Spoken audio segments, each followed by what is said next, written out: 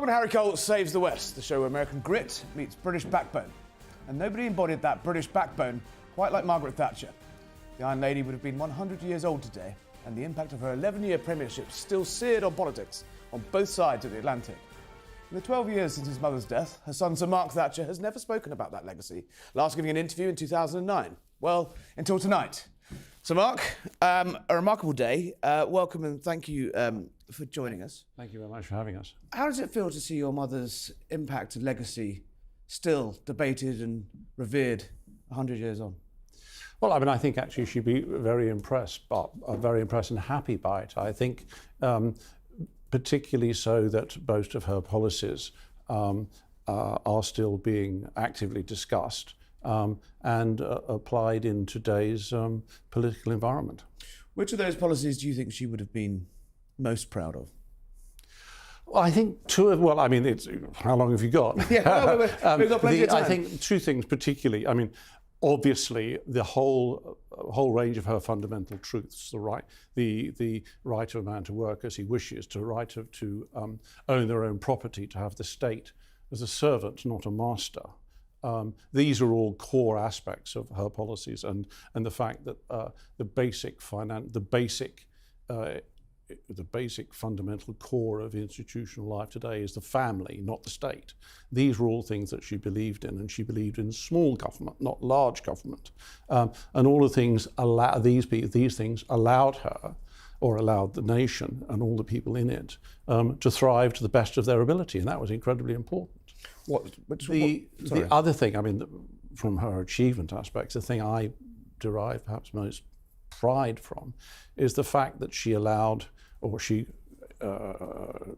created policies in which 1 million council houses were sold to their occupants. And so there are 1 million more homeowners today as a direct result of her policies than there would have been otherwise. And I think that's particularly one of the largest parts of her legacy, and I know that she would derive great pleasure from that. It's clear she transformed Britain. She's got plenty of critics that say she divided it as well. How do you reconcile those two legacies? Obviously, she was an incredibly popular Prime Minister on one hand, but inspired an incredibly unpopular reaction on the other hand. But I think you see, to a large extent, I mean, I think it's like, for instance, the referendum on Brexit. I mean, the nation was divided about the referendum on Brexit. I'm not saying that Prime Minister Cameron was wrong to have a referendum at all. But nevertheless, even after the referendum, which was a specific answer, if you will, the nation still remained divided by it equally. Yeah. So I think that that's just the state of the political system as it is. And do you think her legacy will always be in this country one of division, or one of? How do you see it? Where do you see it? I think my mother was known for her policies, particularly in respect of the critical importance of private enterprise, rather than. I mean, governments do not and cannot create wealth. Private enterprise creates wealth. Much as the government would like to think, any government would like to think it can create wealth, it can't. And so it's down to, and it's the role of government, and she felt strongly that the role of government should be to enable people, to allow them to get on and do the best for themselves. This is a transatlantic show. She has almost a greater reputation and more revered in America than she possibly is or deserves to be in this country. I know obviously she remains deeply popular within the Conservative Party, within the right, but it strikes me that her reputation in America is actually on those key core values, and as you say, about the family, about the free enterprise, about the centre of the family rather than the state. It's a global legacy, isn't it?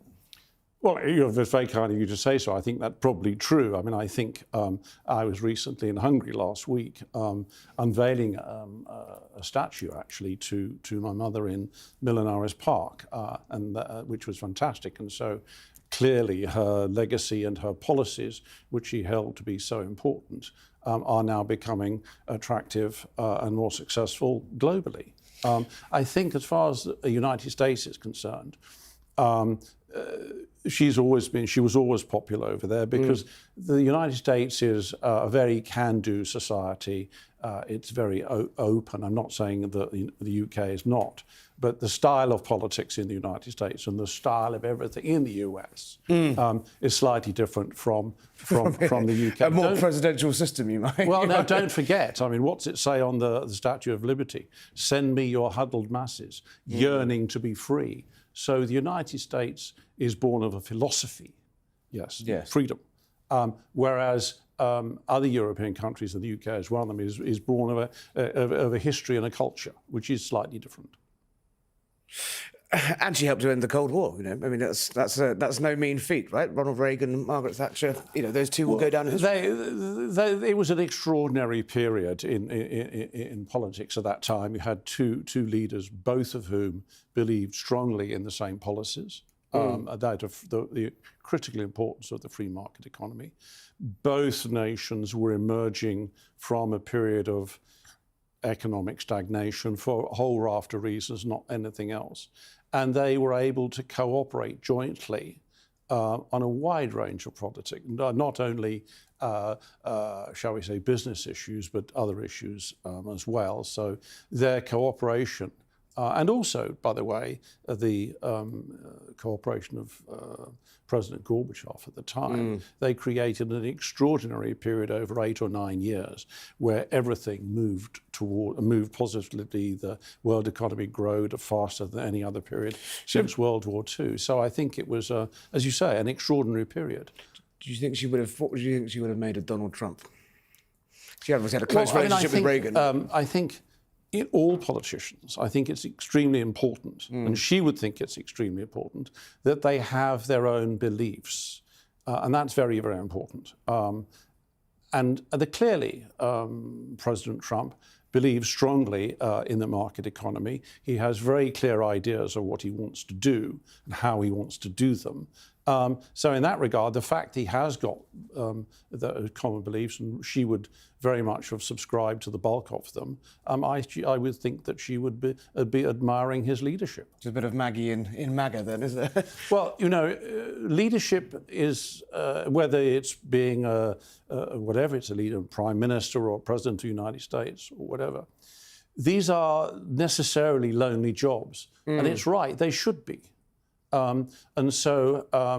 But on the other hand, he's doing a great job, and time will tell the level of success that he's going to have. But I mean, he is clearly he's achieving more in a relatively short space of time in his first presidency, or since he became president. You see sort of shades of your mother's premiership in there without the gap in between. A sort of slightly rocky start, but then got there. Moved fast and broke a lot of things very quickly in the middle. It's not for me to comment on how he's doing things in the United States at all.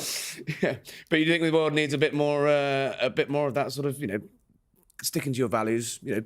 Call me old-fashioned, saying you're going to do something at an election and then naturally doing it, even if you disagree with it or not. Well, I know. I think, look, I remember very well when my mother became Prime Minister. Very well. She had a very clear idea of what she wanted to do from the legislative's perspective. There were. I remember many meetings and a whole load of principles which came to be called the stepping stones, actually. So she knew exactly what she wanted to do when she arrived in Downing Street. And I think that's perhaps not necessarily the case all the time today. Well, yeah, I was going to pick you up on that. I mean, we haven't seen a premiership last. Well, Tony Blair did, but his impact, I think the jury is still out a little bit on. What is missing from the current crop of politicians that your mother brought to the table? I think belief. I think she would be very surprised that the Prime Minister of the day wanted to be Prime Minister or even leader of the party. I think she'd be very surprised that he actually doesn't believe in anything.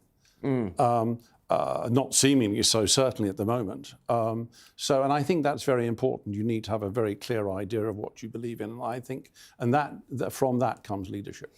And so if you don't have that central tenet, that central driving force, and I don't think anyone, I don't think even Keir Starmer, as you say, would say he has, a sort of Starmerism. There is no Starmerism, is there? Like there was. Well, there wasn't Thatcherism for the first 2 or 3 years of my mother's premiership. It was an extremely tricky time. Yes. But nevertheless, she knew exactly what she wanted to do. Inflation was running at 7 to 15%, and interest rates were high because we needed to get it down. So the first couple of years were extremely tricky. And I remember her being quite concerned about it. But on the other hand, she was absolutely convinced there was only one course of action, and this was it. Did she ever? Did she almost double down because it was rocky, or did she ever think, if I don't do? No, I think she had a clear idea, absolutely a clear idea of what she wanted to do. There was no question about that, and she had a good group of people around her also. Extremely helpful, believed in what she wanted to achieve, and so it worked very well. But it wasn't easy. But then again, it shouldn't necessarily be easy. That being the leader of Her Majesty's government is not an easy job. It wasn't meant to be. When the world is extremely different from when your mother was in power, and even to her passing 12 years ago, the world has changed dramatically. We've had countless PMs, as we've discussed. Britain's leads the EU. How would you think she would see Britain's place in the world today, both socially, economically, and actually morally? Three things. Well, I mean, I think economically, I think there's.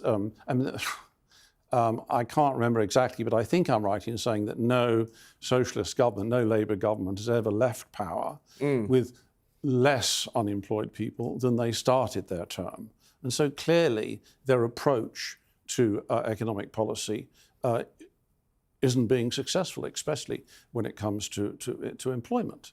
I think we need to get back to much more of a market-based economy and market-based policies. I'm not saying that because my mother is my mother, but I'm just saying those are the facts. If you look at how policies are applied during her government and the successes that it had, it doesn't seem to be working as it should be. So I think a little bit more Thatcherism might be useful. I can't see her having much truck with, not to tell you, but I can't imagine, almost half of day-to-day spending by the end of this decade is going to be on the health service. There are millions of people languishing on sickness benefit and a bill that's essentially going to hit 100 billion by the end of this a year by the end of this decade. Those are not sustainable. No, I don't think that they are. And I don't think that the approach, my mother's view would be that the approach should be to get a control on spending rather than increase taxation. The taxation in the present scenario, 10% of the nation's tax, is let me get this right. 10% of the population pays 61% of the nation's tax. And so the idea that the continuing socialist dream of wealth redistribution doesn't work. And I don't have to say it doesn't work. It's a fact. People are fleeing the country now to avoid increasingly high levels of taxation. And I don't think that can be a good thing. Well, exactly. I mean, how in terms of actually, you're into a doom loop then, aren't you? The taxpayers, the top 10% of taxpayers leave, and then you raise taxes and force more people to leave. Well, I think it's a vicious circle. I mean, it's not for me to comment on how the Chancellor is going to and what the Chancellor is going to do or say in the coming days. But it's clearly obvious that if you increase the rate of taxation, the yield, which is, say, the total amount which is gathered by taxes, will fall. It has to. And if that's the case, necessarily, then this time next year, the Chancellor will, whoever he or she is, or even if it's the same, will be faced with the same conundrum: what to do next. And the only thing is to get a grip on spending. But good luck to that, I'd say. It wasn't just the socialists, though, was it? It wasn't just the Labour governments. The last Tory government brought taxes up to the highest burden since the war. Yes, they had a pandemic, but it wasn't just that. These spending plans, the size of the state and the spending got out of control under. Well, yes. I mean, government. clearly. By the way, taxation as a percentage of GDP went up in my mother's first 18 months of government because it necessarily had to. But the policies have to be in place to in the medium term to control spending. There doesn't seem to be any discussion about controlling spending at the moment, rather than filling the black hole which is spending produces.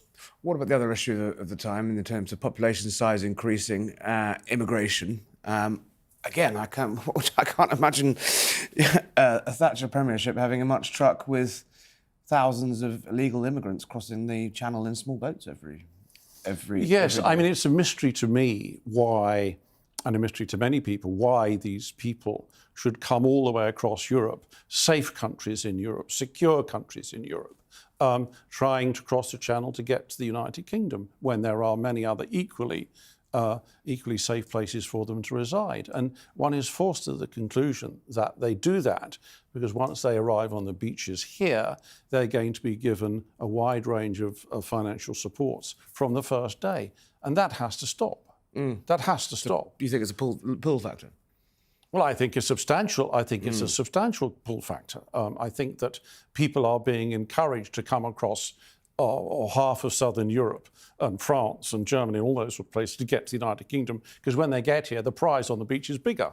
And my mother used to believe very strongly that before one should one should make a contribution to our society, make a contribution to the nation in which they live, before they should be permitted or allowed to draw upon the benefits of being a member of that society. And I think everybody's got it upside down. We simply have to stop spending in the way we are on social programs. Otherwise, eventually they will stop. They will have to stop because the arithmetic will simply not allow it anymore. So it's better to do it at a time of your own choice than have it forced upon you. Otherwise, we'll be at the IMF. Yeah, you think that's a possibility in the coming years?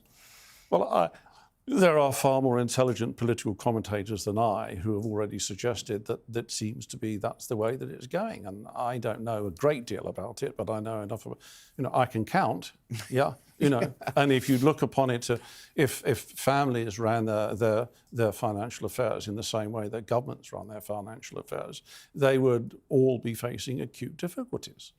One of the things that binds the hands of multiple successive governments is the European Convention on Human Rights, in terms of being able to stop boats, stop people coming over the channel, and then deporting them if they do get here, and not least because of some of those benefits that they are afforded. They can claim they face destitution under the ECHR.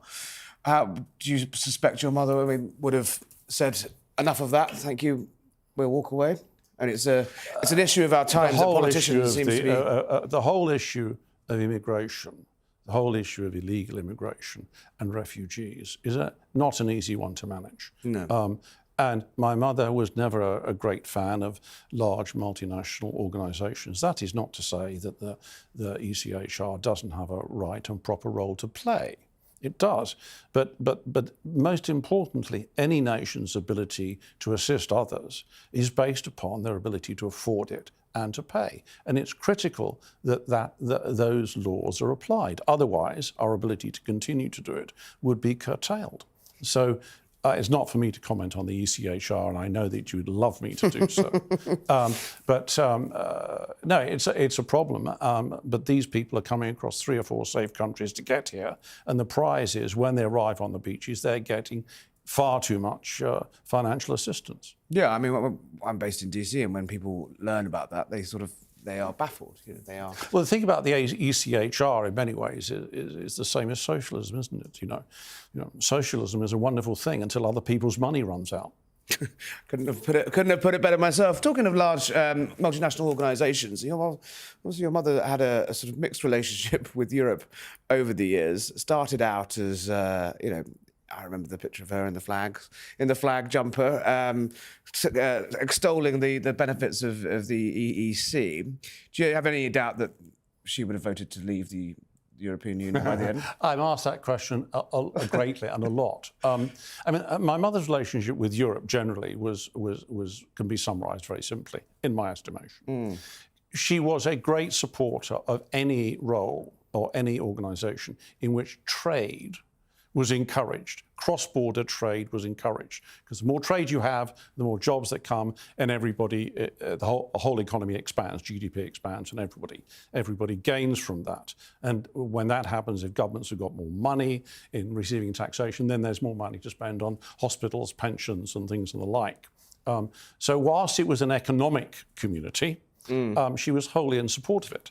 She became less enthusiastic when it became a political union. Yes.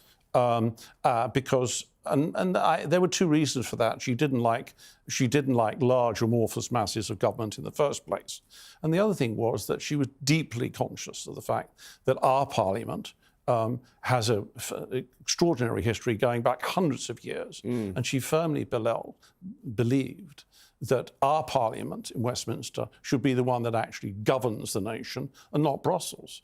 I mean, in 1990, when she left Downing Street, I think fully 35% of Parliament's business time was taken up by passing legislation required by the European Union. And that was just too much. And so would my mother have voted to leave the EU? Yes. In my estimation. Even as one of the architects of the single market itself, the political union had gone too far. The debate within her mind would have been: is the potential losses of economic benefits a price that she would afford to pay in respect of recovering our sovereignty over Parliament and the management of our own affairs, political and financial affairs.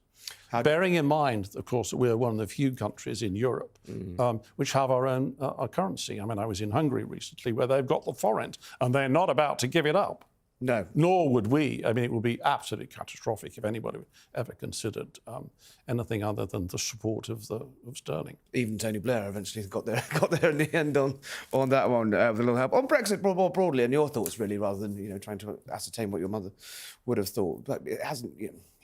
The Brexit project itself has been sort of frustrated, and the benefits of it haven't exactly been grabbed forthright, have they?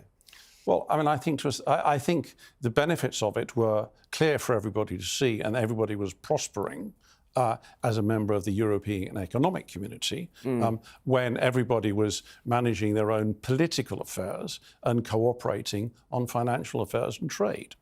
Clearly, there would be, and there are benefits for cooperations in defence policy, as in NATO and all that sort of stuff. That's fine. But I think moving towards political union and I always found it extraordinary that in a time when the Soviet Union was collapsing, because it was a large, multinational, amorphous mass of a wide range of nationalities being forced together into the Soviet Union, at the exact moment in time when the Soviet Union was collapsing, because the nationalities and the countries there wanted their own representation, Europe was trying to do exactly the opposite, which was agglomerate all of the European countries together into a single amorphous mass. So the Soviet Union was collapsing, and Europe is trying to do exactly the same thing that Russia that was happening. I always thought that was extraordinary. Did your mother? Was that a point your mother had made? I don't necessarily think so, but it just was I'm sorry, I probably haven't described it in the correct way. I get exactly what you mean. But I mean, I think it was the Soviet Union was falling apart for exactly the same reasons that Europe was trying to make itself bigger. Not really learning the lessons of history. No. I mean, I think, and the basic fundamental issue about British institutions is the family, not the state.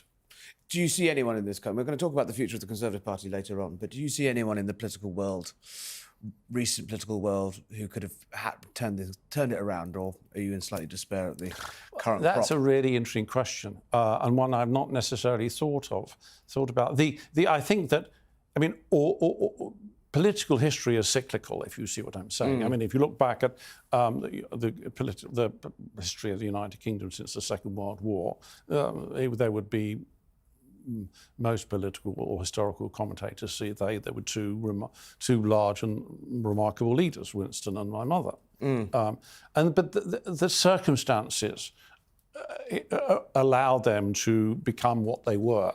if you will. And then there was an extraordinary time, in the United States when Reagan was a very powerful leader. But equally, in my mother's time in Downing Street, there was strong German and French leadership, particularly, and I think everybody benefited from it. We do need strong leaders. It doesn't necessarily mean to say that they all have to have the same beliefs. Clearly, it's helpful if they do, but we do need leadership in the West, and society needs leadership, and we're incredibly lucky to have a monarchy here because and the royal family here do an amazing job, and they do lead, and they do it very, very successfully. But there's no government has become too kleptocratic and too wishy-washy, you might put it. That's circumstances. So Mark, then we will eventually, I'm sure we will discuss that in a moment. So Mark, just stay there. We're going to go to a short break. Coming up, the future of the Tory party and what it's like behind the scenes of that black door of number 10. Don't go anywhere.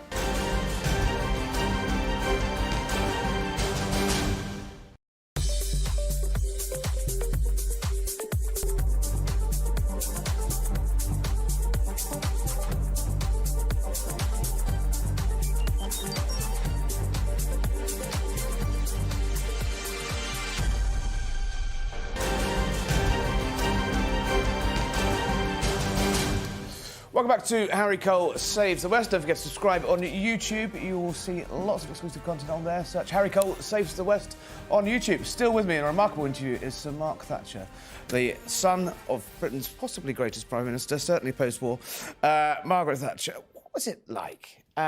This reputation of this woman that the whole world knows as the Iron Lady. But for you as your mother, and in various interviews occasionally, you've called her the boss. Oh. Is that about right? Well, yeah, I used to happily refer to her as the boss, because in many ways she was. When my mother became Prime Minister, I wasn't living in Downing Street, but I, for a wide range of reasons, was encouraged to go there. What was it like? It was. The point is that as you always used to call it, living above the shop, you were never off the job, so to speak. We would the flat in Downing Street was on the top floor under the eaves, and even though she was up there and I was up there from time to time, or my father was, there would be a knock on the door and somebody would come in and say, "Oh, this is the hot box, Prime Minister. You need to look at it now," even if it was 10:30 at night. The red phone always ringing at some point, right? Well, you're never off the job, but she loved it. She was very good at it. She enjoyed doing it. There was a lot of pressure, but there should be, if you see what I'm saying. How did she cope with that pressure, especially as Britain's first female Prime Minister? We live in a different age now of social media and the like, but the attacks were, must.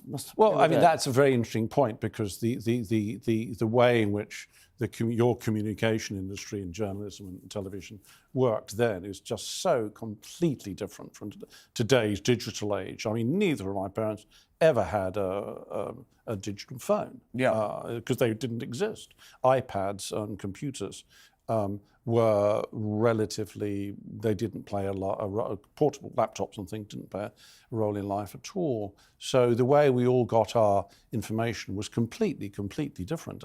She used to wake up in the morning and listen to the farming news at 6 o'clock, and that told her what was going on in the agricultural world. So it was different, but in when I was there, the whole place had a sort of certain rhythm to it, if you see what I'm saying. She dealt with pressure very well, as long as she felt she was winning the battle of ideas. Clearly when she arrived in Downing Street in her first term, there were certain things that she wanted to do that she didn't feel that she could do or achieve politically. And many people have written about that. And there was always lots to do. Do you ever think she ever, at any point, thought, "Why am I doing this?" No, I don't think so. No, I don't think so, because if you are elected, if you're elected leader of the party, which she was, and then the country decided to invest their trust in her as leader, You can't just say, oh, I don't feel like doing it anymore. You have to do what you are asked to do, and you were elected to do, and entrusted to do. And it is terribly, terribly important. I mean, I remember I was in Downing Street when the Falklands War was on. It must have been extraordinary. It was extraordinary. Front row seat in history. My mother, I remember I was there when news of the Sheffield arrived, where it was the first, I think, Casualties. Special loss of servicemen's lives. And my mother was profoundly moved by that. And who wouldn't be, by the way? Thank God that she was. Yes. But she was profoundly moved by that, and was thinking immediately of all the families and people who had been affected. And this was a price that she knew that she was going to have to pay in doing what she decided was necessary to do. But it was not easy. You think these are qualities you were born with rather than you can acquire over a lifetime? Look, I'm sure there are far more intelligent people who will be able to write and comment on what makes leaders. My own view is that, you have to have a certain personality. You have to have a certain self-confidence, not an overconfidence, a certain self-confidence, and the determination to pursue it. How did it feel for you and Carol, though? Talking of being born into it, you didn't choose this life. What was it like? You weren't young, you weren't young. No, we were young. You were 25 when Mum became leader or whatever. Yeah, but you were under a lot of scrutiny. Yeah, I mean, looking back on it, there were moments when it wasn't easy, of course. When I was in Downing Street, there were quite, I wouldn't say restrictions, but I was sort of required to behave in a certain way, all of which was absolutely fine. I think looking back on it, I would say that it's a difficult thing to describe, but I would say I was enriched by what I saw.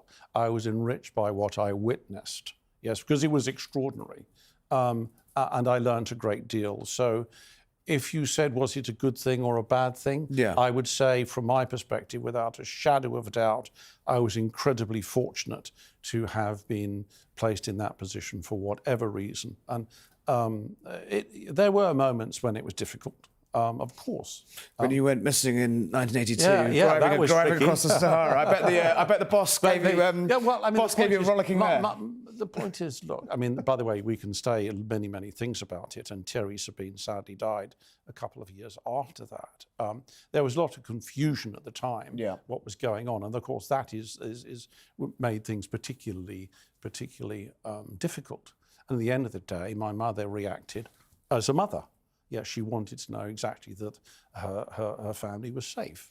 The fact that that the whole thing became global media circus, diplomatic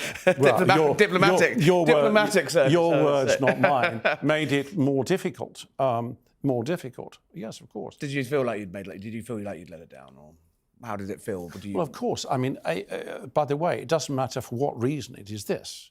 But if any child causes their mother to shed a tear, is a deeply and profoundly moving moment, if you see what I'm saying. Yes. And did you ever feel you overstepped the mark, though? You've been accused before, and we won't dwell on it all, but just generally, as a son of a prime minister, your critics have said that you traded on her name. And do you ever feel you ever overstepped the mark? Well, we can spend a lot of time doing it. The point is that when I was, first of all, I was required to go and live in Downing Street. Yes. For national security reasons. My father rang me up one day and said, "You're in here on Saturday." Literally. And I didn't know why, and of course history answered those questions later on. But there was no rule book at the time, if you see, there was no set of guidelines or anything else about being a relatively young family member, having to live in Downing Street and how to live. And so it was very much, it was difficult. And so everything that was slightly uncertain, but at the same time I had a job and I had to do it. Did you feel like you had the sort of support of the it's a sort of debate that's still raging now about, prime ministers have all this support, but their families and spouses and well, children. I feel very strongly. I mean, Tony Blair's children were in Downing Street when he was there, and I know that his family have also been in receipt of some criticism. Whether it's right or whether it's wrong, I absolutely don't know. But information technology as it is today, and demand for new and fresh news and all this sort of thing all the time, where there are so many new digital outlets, there's greater pressure to do it. Yeah. I think it's important that we should be allowed. I mean, I think it's important that our nation should be allowed freedom of the press, and I think that's very important, freedom of expression in every possible sense.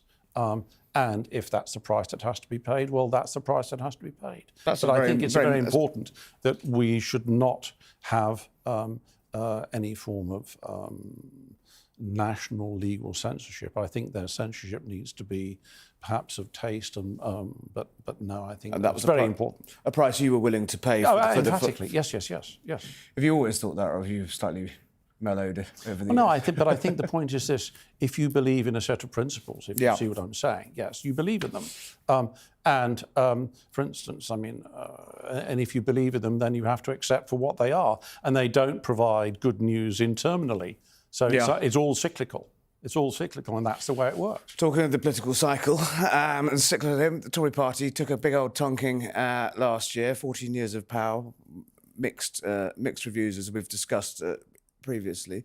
Kemi Badenoch, every sort of Tory leader wants to sort of channel Thatcher. Does it ever get on your nerves seeing people trying to define Thatcherism or trying to put themselves in your mother's shoes? Well, no, I don't. Does it annoy me? No, I mean, I think, first of all, I mean, Kemi Badenoch, I mean, there are very real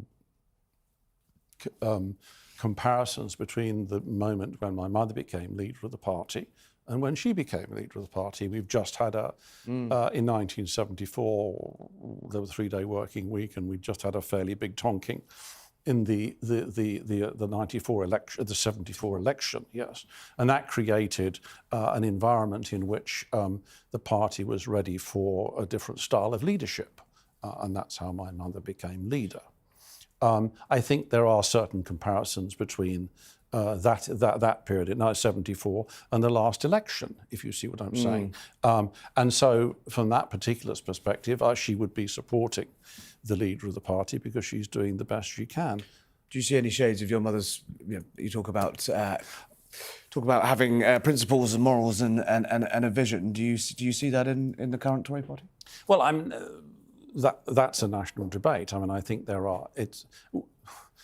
whether Conservative, I think there is a very close link, and you use the word Thatcherism. I mean, there's a close link between conservatism and Thatcherism, and I think they're absolutely case. And I think my mother would be pleased and reassured that we are continuing to have a debate about Thatcherism, and in doing so, about the propagation and perpetuation of the policies which she regards as so absolutely essential. But does Kemi Badenoch have that star quality you talk about that your mother had, to pick up the mantle, to pick up the torch of Thatcherism and run? I don't think she's doing a bad job. It's particularly difficult at the moment. There are a wide range of issues and challenges that she faces. Don't forget, in the first couple of years of my mother's leadership, it wasn't all plain sailing at all. There was a lot to be done. Yeah. What would your mother have made of Nigel Farage and his particular style of politics? Because he certainly has a star quality, doesn't he? But what would she have made of Farage, do you think? Well, I mean, I've never met him, but he strikes me as being an extremely charming guy. He believes strongly in what he believes in. My mother would have respected him for his beliefs, without a shadow of a doubt. He is a politician. Whatever you say about him, he's a belief politician. And that is a good thing. I mean, as long as we're allowed to have a debate in our society about the beliefs that we hold, it can only be a good thing. He believes strongly about it. My mother would have agreed with his views about the size of illegal immigration today, and she would have wanted to tackle those issues as he does. Whether or not the approach to tackling those issues is the same, yes, remains to be seen. It's too early to tell or to suggest what's going to happen. I know he's saying he's going to do Well, he's at 31% in the polls, 32% in the polls. Looks like he could well be heading to Downing Street. I remember one particular moment in time, my mother was asked what she thought about the polls. And the first question was, how long to the next election? And I think somebody said, well, a couple of years, Prime Minister. And she said, well, if we're only 10 points behind, that's not enough. It's all cyclical. It's all cyclical. I'm pleased, and she would be pleased, that we're having the debate about immigration, because it is and has always been one of the most difficult issues to resolve. The Tory party obviously is it's been reduced to a rump in the Commons. Reformer are on 32% in the polls. A split right in this country would lead to a continued, on paper, would lead to a continued Labour government. That's how Labour got that majority last year, with the right being split. Can you envisage a world where the right is united and comes back together? I can see absolutely no purpose at all in discussing what's going to happen with the left, the right, the middle, or the up or the down, 3 years away from a general election. Do you think Keir Starmer will? What's your gut? It's far too early to tell. I mean, I don't think anybody can say what's going to happen politically. I can't remember who it was. I think it was Harold Wilson said a week is a long time in politics. So trying to predict what's going to happen in the future is for other people. So stick to the convictions and see what happens then. Emphatically, I think so. I mean, because my mother believed that policy is the core of her convictions. A man's right to work, to have the state as a servant, not a master. The family is the basic unit of our society. If you stick to those things, then everything else follows. Economic freedom is the most important freedom to have. And from the economic freedom, everything else grows. And so that's the way she would approach it. And she would believe that way today, tomorrow, and in 3 years' time. It's too early to tell what's going on politically. Who knows what's going to happen? I mean, by the way, who would have thought 2 months ago that we were going to have the release of all the hostages in Israel? Yeah. And it's absolutely a fantastic day. But 2 months ago, people have said it wasn't going to happen. But it has, and so we have to accept that and be very grateful, and I'm sure many, many families are deliriously happy about it, and rightly so. But you can't foretell 3 years in the future. I would love to be able to, and I'm sure people would try to do so, but in politics, no. So Mark Thatcher, thank you very much. Harry, thank you very much indeed. Well, don't go anywhere. We're back after the break to unpack all of that with our expert panel. Don't go away.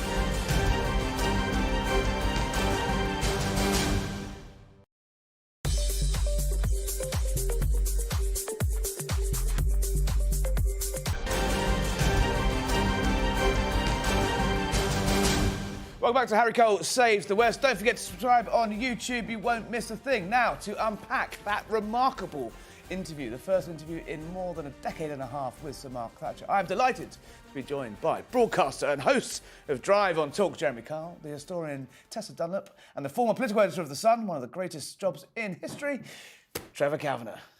Trevor, you were there with a front row seat in history at that time of when Mark Thatcher was around. He made some pretty remarkable points during that interview. He said Nigel Farage was a conviction politician like his mother. Britain's heading for the IMF. She would have respected Donald Trump. But just from your point of view, do you believe, and this is a fascinating point about Brexit, that Margaret Thatcher would have voted for Brexit as her son claims there? The first time I think anyone's really said, yes, she would have done, anyone that really knew her well. I've always thought that Margaret Thatcher would have voted for Brexit. And I've been surprised to hear people who have been very close to her, like Charles Powell, who was her Downing Street chief advisor in that era, come out publicly to say he didn't think that she would have. I can't see how she would have not, because everything that she stood for, when she stood in the House of Commons just before she was ditched, and recited what Jacques Delors, the European Commissioner at the time, was trying to persuade Europe to do on single currency, single government, etc. She stood there and said, no, no, no. It was an absolutely ringing speech. I remember it vividly. And it was basically what brought her down a few months later. But that would tell you surely everything you need to know about. But one of the architects of the single market, as Mark was saying there, it was all for her about trade, opening up trade, but the political union was too much to swallow. You think at the end of the day that's correct? Yes, I think she saw the EU as the European Soviet Union. And that's how it developed over time. And his point that she was fighting against the expansion of Europe just as the USSR was disintegrating was a very cogent point. Yeah. Tess, you're shaking your head. Come on. Give us the historian's perspective. No. All respect to Mark, but he is Thatcher's son, not Thatcher. So what we heard there was Mark approves of Farage, Mark approves of Trump, and Mark supports Brexit. And actually, it's very hard to second-guess what Thatcher would have done. You've got a pretty good insight to her thinking there, right? To an extent, but all of us... yes, she was. And quite famously, she didn't stake all her identity around being a mother. I thought, here we go. If we could just own that. Yeah, absolutely. I thought it was very interesting what you said about Brexit, right? We were talking about this actually before. She was all about people in this country standing on their own 2 feet, wasn't she? About buying your own council house, about making a success of your life, about standing up and the state having less control and people being responsible. And I think that was probably why, if she was around, don't know, she probably would have voted for Brexit because she just said this country is good enough to make its own way in the world without ramifications from Europe, to which Tessa Dunlop, no doubt, historian will disagree. And the essence of what Mark said was... Pincer movement, Trev, we can do her. Everything came from the foundation of the family. Yes. Which is anathema to socialism. The family is a unit which they can't pierce. They don't like it. They are quite happy with broken families. They're quite happy with single mothers and so on because that is the disintegration of their authority. And so I think that he was absolutely right. That's the fundamental basis of conservatism. Right, let's move it back, if we may, to Thatcherism. What she had that's similar to Farage is she was very good at identifying her agenda, communicating the agenda, and taking a large part of the population with her. Enough of the population, even if the other half of the population... Indeed, even if it's hugely divisive. Yes. But I would counter that her agenda is actually very different from Farage's. Even though she's a great nationalist, and as somebody who grew up north of the border, she was very much seen as an English British Prime Minister. But she was for rolling back the state, all about free trade. And what happens is, under her 11 years of power, you see this incremental growth in the political power of the EU. But she was also a pragmatist. So the idea that she would have taken our role in the EU and done that, and as a result, foregone our trade with our biggest trading bloc, I just don't see it. I think that she was polluted in the 1990s by the Dacre Press and the Charles Moores and people seeping the kind of poison about the EU and what it had become in her more bitter retirement. But actually, if she was still at the helm, she would have done what Cameron failed to do, and she would have bought in those new accession states, and she'd have wrapped them around her apron strings, and she'd have dealt the blow to France and Germany. She would have tried, and she would have failed, and that would have coloured her view to Brexit. And I think that by the time it got to the point of Brexit, don't forget that's 16, 17 years after she left, Europe was a different beast to what it was when she was still Prime Minister. Do you not find yourself thinking that it would be really interesting if, we always call them conviction politicians, if you had a politician like that either leading the Conservative Party or in power right now? I know the similarities with Farage, you've made that point. I'm not talking about Nigel Farage. I'm just wondering whether somebody who... You look at America and Trump, lays it on the table, love him or loathe him, and there's plenty that I don't like about him, but he actually does what he says to the American people he's going to do. Tariffs. But she'd have worked with him. And I said something to you off air, I'll say it on air. Do you not think it's extraordinary in America that the two most successful presidents in the last 40, 50 years are a retired movie actor and a realtor, as Trevor was saying? I think she'd have got on with Donald Trump. I think she'd have done the business. You've taken my question right out of my mouth. That remarkable thing where Sir Mark says he would have respected Donald Trump. That's going to wind people up a little bit. Why? But why? Well, because again, he's a Marmite politician, but then so was she. But But what's wrong with being a Marmite politician? I'm not defending it. I'm asking you guys. Is that a bad thing to? I think it's in Britain. People seem Trump is still sort of seen like a bit of a bogey. But I think there are plenty of people that Tessa might agree or disagree. I think there's many more people increasingly in the United Kingdom and across the world who look at Marmite politicians and go, at least they get something done. We're not stuck in this abyss of mediocrity and ideology. Actually, love him or loathe him, Trump has. So take the immigration problem on the southern border. Sorry, Trevor, say that again. She would admire that. Yeah. I mean, I think Jeremy's absolutely right. That it doesn't matter about personalities when it comes to global politics. It doesn't matter whether people are likeable or otherwise. And as Charles Moore said about Margaret Thatcher himself, she wasn't likeable. She was dislikable, but he loved her. And the fact is that in politics, what works is what counts. Tony Blair introduced that slogan, never lived up to it. But she did, and I think we're seeing that Trump is. She was actually, interestingly, if you ask now posthumously about Thatcher's reputation, far more popular internationally, hugely looked up to, by the way, in places like Eastern Europe than she ever has been in Britain or in Ireland. And that's still the case now. I mean, if you look, her role in ending the Cold War gives her exactly as you say respect in Eastern Europe, and in America, she's revered across the political aisle. Which, by the way, just to go back, is why I think her role within the EU, with all these new 10 accession states, would have been a very interesting one. Of course, we'll never know the answer to that. But just, it's interesting. We met Mark as he was coming out of your studio, and I said to him, look, as a daughter of Thatcher, he said, I'm a son, and I meant growing up, obviously. As a child, where you had people like my grandmother, who on the one hand were arch Thatcherites, and on the other hand ready to tell me, a girl's education isn't as important as a boy's. And what Thatcher did, and feminists at the time reviled her because it felt like she pulled the trapdoor up behind her. But for the generation sitting at home at school, the fact she got there, that narrow, rocky path, and she stayed there. Yes, she was a queen bee. Yes, she didn't pull up other women into her cabinet, but it was enough to know that you could do it. That it was achievable. I knew I didn't have to bake cakes in the kitchen, and I've never baked one. A feminist icon.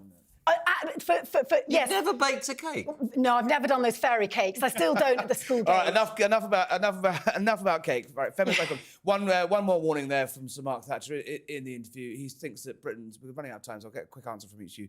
Britain's heading to the IMF. There's going to be a correction in the markets. Debt is unsustainable. Trevor, do you think that's a fair warning? Well, there's a certain amount of truth in it, but I think there's going to be a queue for the IMF, led by France and with others trailing behind. There isn't enough money to go around from the IMF. I think they're going to say no. I think you're looking at whatever happens what usually happens when Labour is in power. You promise too much, you can't afford it. We can't afford the debt we got the interest on the debts we've got. I think the IMF might well, as Trevor says, say no to us. The difference is we have massive existential and costly global crises, the like of which Thatcher and Reagan couldn't imagine. They were coming to the end of the existential crisis of the Cold War, and we're in a very expensive period, and I don't think even Thatcher could have sorted it out. Well, this argument is going to carry on tomorrow, and luckily you're all going to be back tomorrow. Tessa, Trevor, Jeremy, don't go anywhere. We're going to carry on this discussion. I, however, am off because I'm going to a dinner to celebrate Margaret Thatcher's 100th birthday, or what would have been her 100th birthday. We'll be back tomorrow. Don't forget to subscribe.